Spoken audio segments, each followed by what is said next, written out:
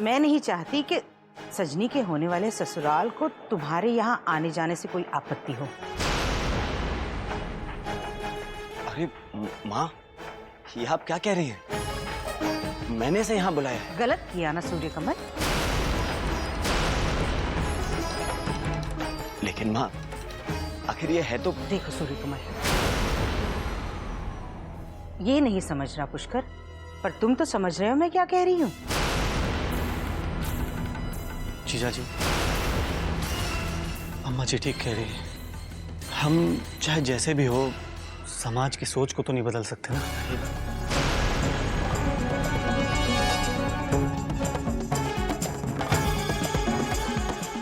अम्मा जी, मैं अब यहाँ कभी नहीं आऊंगा।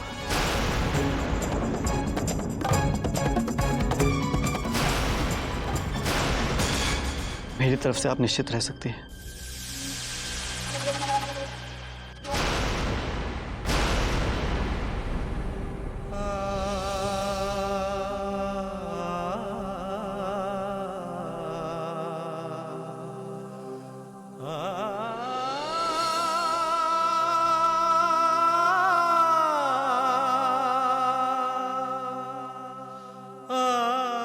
अरे पुष्कर, पुष्कर।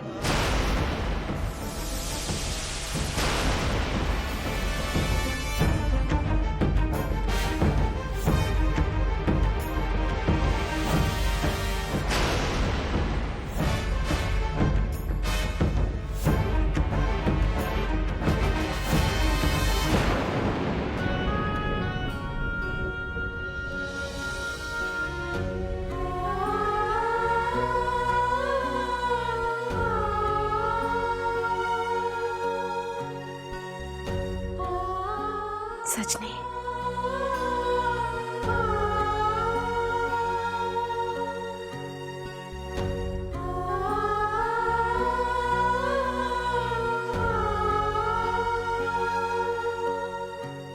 तुम्हें क्या लगता है अपने आंसू पोंछ लोगी तो मुझे दिखाई देने बंद हो जाएंगे?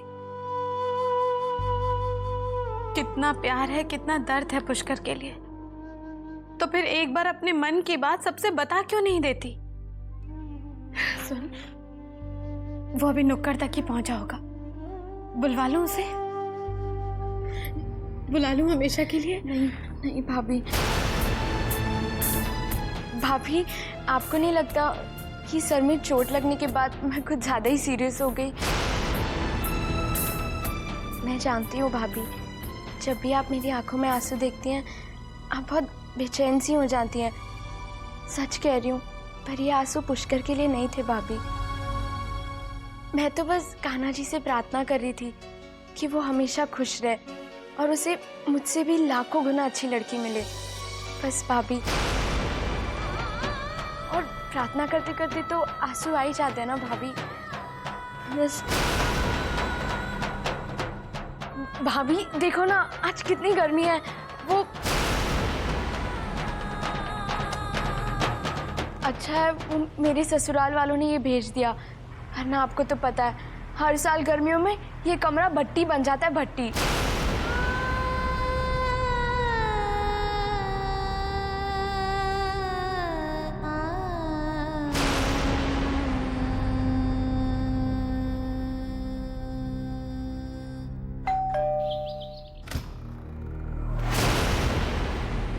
कौन है बिरजू? अरे बता ना कौन है।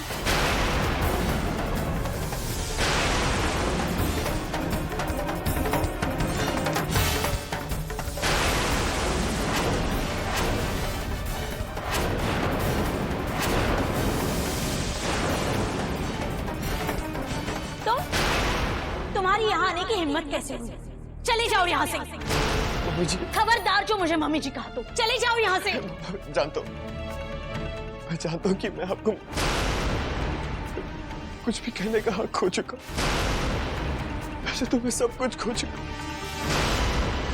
लेकिन फिर भी बस एक आखिरी उम्मीद लेकर यहाँ आया। मम्मी जी, मैं जानता हूँ कि जो मैंने किया वो बहुत गलत किया। मैं समझता हूँ कि वो सिर्फ एक गलती नहीं, कि बहुत बड़ा गुनाह था, एक ऐसा गुनाह जिसे माफ नहीं किया जा सकता। पर फिर भी मैं बस एक बार सुमी से मिलना चाहता हूँ, 2 मिनट के लिए उसे बताना चाहता हूँ कि मैं कितना पछता रहा हूँ। अगर वो मुझे एक मौका दे दे तो मैं फिर से इंसान बन सकता हूँ। मैं फिर से वही ऋषि बनना चाहता हूँ जिसे तुमने कभी चाहती थी। मुझे बस एक मौका दे दीजिए प्लीज, एक मौका, एक बार तुम इसे मिलने दो। अब पछताने से क्या होगा ऋषि? प्यार और विश्वास के धागे बहुत कच्चे होते हैं, एक बार टूट जाए तो फिर से नहीं जुड़ते, और जुड़ भी जाए तो एक गांठ तो पड़ ही जाती है उसमें। और तुमने तो ये धागे न जाने कितनी बार तोड़े होंगे, और मैं भी क्यों जाकर कहूँ सुमी से कि वो तुमसे बात करे? क्यों ना मैं? क्योंकि कभी आपने मुझे बेटा माना था। अगर इस गुनहगार बेटे को माँ एक मौका नहीं देगी तो कौन देगा?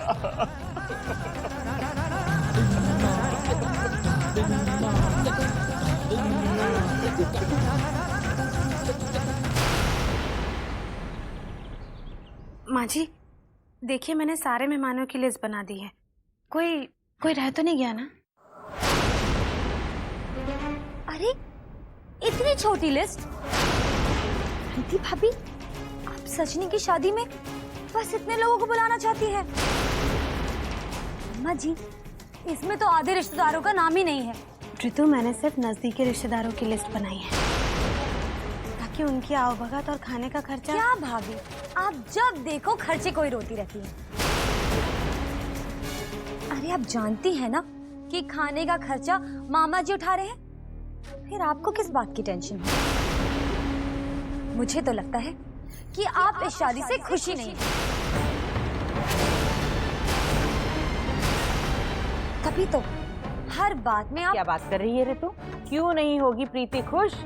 इसकी प्यारी ननद का रिश्ता इतने अच्छे घर में हो रहा है, इतना अच्छा घर वर मिल रहा है, तो फिर ये कॉपी और ये कलम ले, बुला ले जिसको बुलाना है। दीदी जी, अरे माँ ये देखिए माँ, मैं सचने के लिए क्या लाया हूँ। ये लाया हूँ।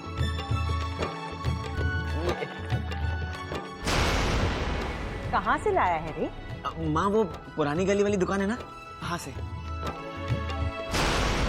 देखिए माँ जी, ये रंग सजनी पे बहुत अच्छा लगेगा ना? छी, ये भी कोई साड़ी है? खत्ते की लगती है।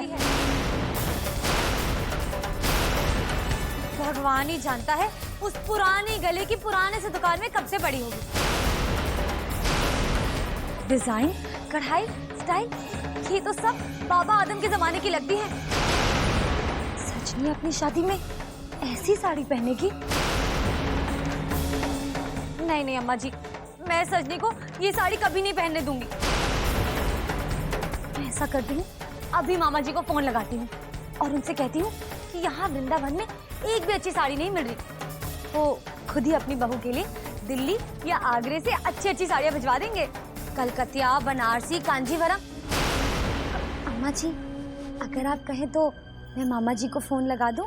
हाँ री, लगा दे, लेकिन इन साड़ियों का अब क्या करें? अरे माँ, आप चिंता मत कीजिए, ये साड़ियाँ तो वापस हो जाएंगी। मैं जाके इसे वापस करके आता हूँ।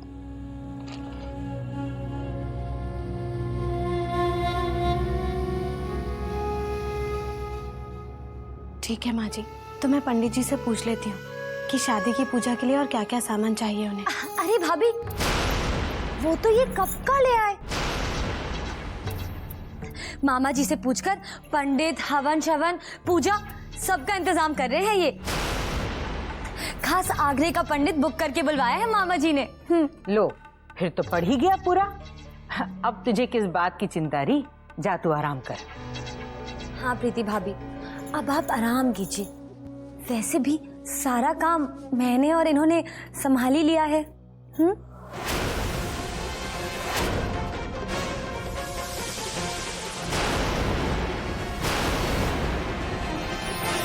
हमारे लिए कितने बड़े सौभाग्य की बात है कि हमारी सजनी के ब्याह में इतने बड़े बड़े लोग आएंगे। लेकिन बड़े लोगों की खातिरदारी भी तो जोरदार करनी पड़ती है ना।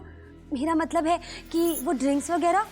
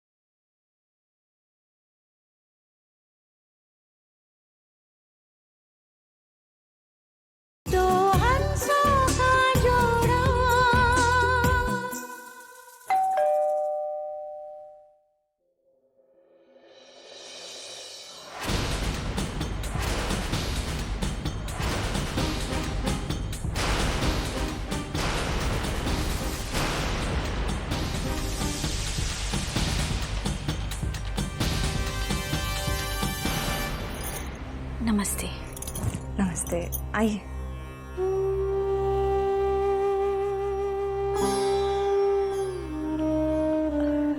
आप सोच रही होंगी कि मैं यहाँ कैसे। असल में मैं ऋषि के कहने पर यहाँ आई हूँ। असल में ऋषि को बहुत पछतावा हो रहा है। उसकी आंखों में सच्चा पश्चाताप देखा है मैंने। मैं जानती हूँ सुजाता जी कि उसे माफ करना इतना आसान नहीं है, लेकिन वो बच्चा है आपका। नहीं सरोज जी, हम आपके ऋषि बेटे को एक और मौका नहीं दे सकते। कह दीजिएगा उनसे, घर से निकालने से पहले उनको हम अपने दिल से निकाल चुके थे। लेकिन सरोज जी, इतना सब कुछ होने के बाद भी आप उसकी सिफारिश करने यहाँ चले आए। समझ में नहीं आता इसका ज्यादा बड़ा गुनहगार कौन है, मेरा बेटा या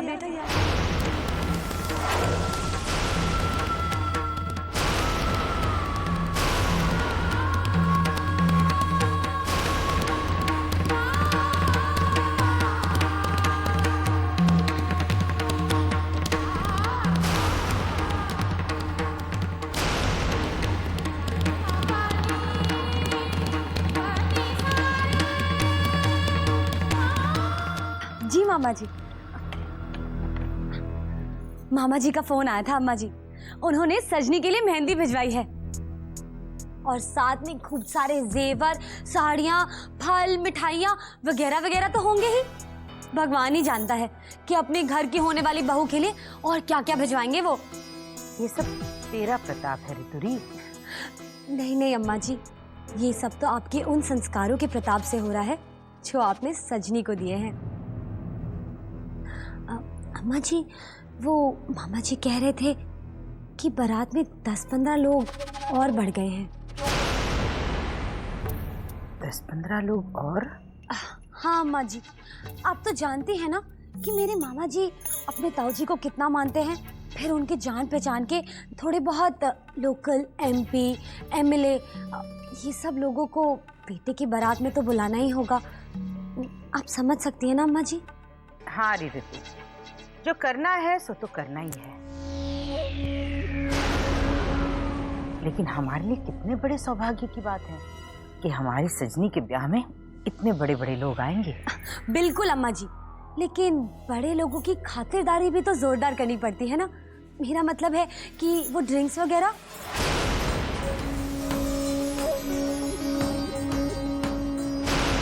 अब बारातियों को तो कुछ करना ही पड़ता है ना अम्मा जी, खास करके बड़े लोगों को। वो लोग कितने ही बड़े हो ऋतु, लेकिन इस घर की मर्यादा से बड़े तो नहीं हो सकते ना। और तुम बहुत अच्छी तरह से जानती हो कि हर सुबह हम इस घर का चप्पा चप्पा जमुना जी के जल से साफ करते हैं। तो फिर ऐसे में हम यहाँ ड्रिंक कैसे सर्व कर सकते हैं? प्रीति सही कह रही है ऋतु। हमारे घर में मेहमानों को शराब नहीं, बाके बिहारी के चरणों का चरणामृत पिलाया जाता है। अगर मेहमान बड़े हैं तो 2 मिठाई और परोस दो। ये फिरिंग फिरिंग की बात। राधे राधे।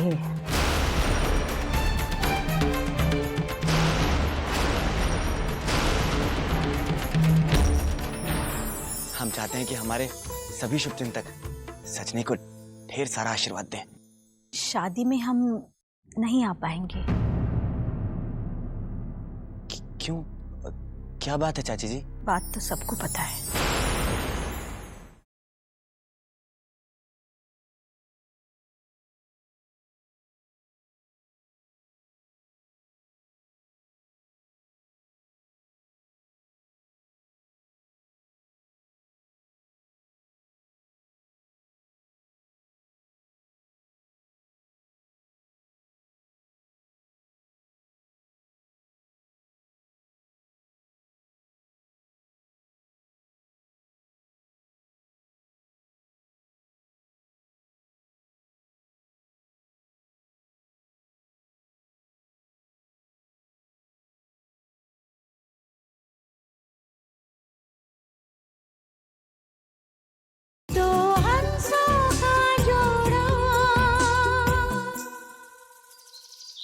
अरे थैंक यू। तो फिर आप लोग आ रहे हैं ना? देखिए, आपको मेहंदी, सगाई, शादी, हर फंक्शन में आना है। ये मेरे लिए और प्रीति जी के लिए बहुत बड़ा दिन है और हम चाहते हैं कि हमारे सभी शुभचिंतक हमारे साथ वहां हो और सजनी को ढेर सारा आशीर्वाद दें।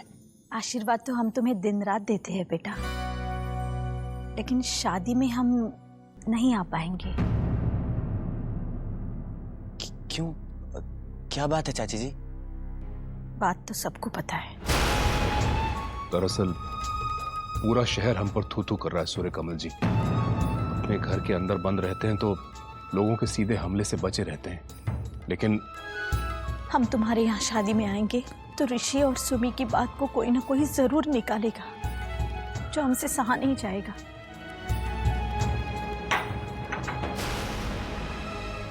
घबराइए मत चाची जी, मैं आपको वचन देता हूं, वहां शादी में ऐसा कुछ नहीं होगा। चाचा जी, आप और हम अलग थोड़ी ना है। आपका सम्मान हमारा सम्मान है। आप लोग निश्चिंत होकर वहां आइए। अगर आप लोग नहीं आएंगे तो सबको बहुत बुरा लगेगा और प्रीति जी, उनकी तो खुशियां याद ही हो जाएंगी। उनके मायके की तरफ से आप भी तो बड़े बुजुर्ग हैं। ठीक है बेटा, हम शादी में आने की कोशिश करेंगे, पूरी कोशिश करेंगे बेटा। जरूर आइएगा। अच्छा तो फिर मैं चलता हूँ। अरे नाश्ता तो तुमने। चाची जी, अभी नहीं, अभी बहुत जगह जाना है। सबसे पहले न्योता देने आप ही लोगों के पास में आया था, अभी तो सुमी जी के पास में भी जाना है। चलता हूँ। राधे राधे। सूर्य कमल बेटा। जी।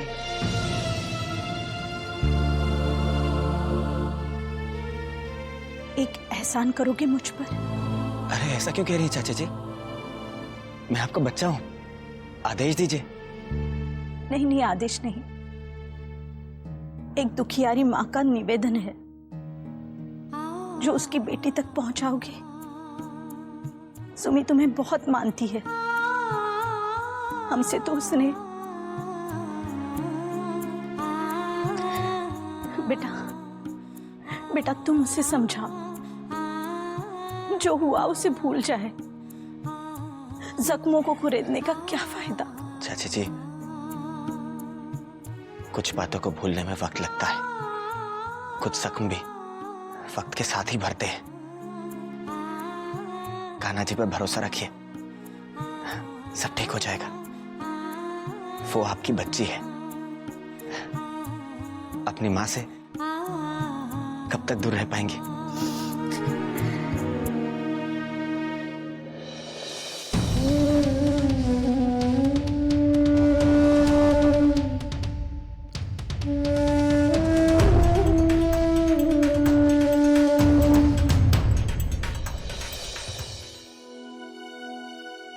माँ जी, वो हलवाई मोतीचूर के लड्डू बनाने जा रहा है। आप चख के बताइए ना, इसमें मीठा ठीक है ना?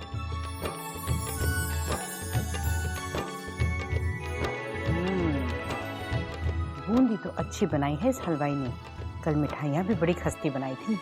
कुछ भी कहो प्रीति, घर की बनाई हुई मिठाइयों की बात ही और होती है। तभी तो माँ जी, इन्होंने वृंदावन के सबसे अच्छे हलवाई को शादी पूरी होने तक घर पर लाकर बिठा दिया है, ताकि चाहे घर वाले हों या बाराती, जो भी खाएं खुश होकर खाएं और उंगलियां चाटते रह जाएं। हाँ। वैसे सूर्यकमल दिखाई नहीं दे रहा, कहाँ है? माँ जी, वो नजदीकी रिश्तेदारों को न्योता देने गए हैं। कह रहे थे ऐसा करने से उनका मान बढ़ता है। बिल्कुल सही कह रहा था वो प्रीति। अपनों को न्योता देने का यही तरीका होता है। प्रीति, तेरी बहन सुम्मी भी आ रही है ना कल मेहंदी में? हाँ हाँ माँ जी, सब लोग आ रहे हैं। ये खुद गए हैं सबको न्योता देने। चलो अच्छा है। वाह अम्मा जी वाह, क्या कहने हैं आप। मेरे रिश्तेदारों को ड्रिंक सर्व करने से आपके घर की मर्यादा भंग होती है। और इसकी बहन, जिसने अपने मायके और ससुराल दोनों की इज्जत की धज्जियां उड़ा दी, उसके आने से मर्यादा भंग नहीं होती। आने दो कल सुम्मी को मेहंदी में।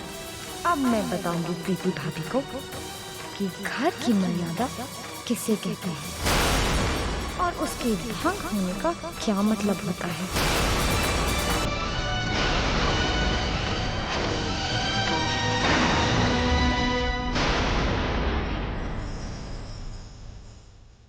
मैं नहीं माँ जी।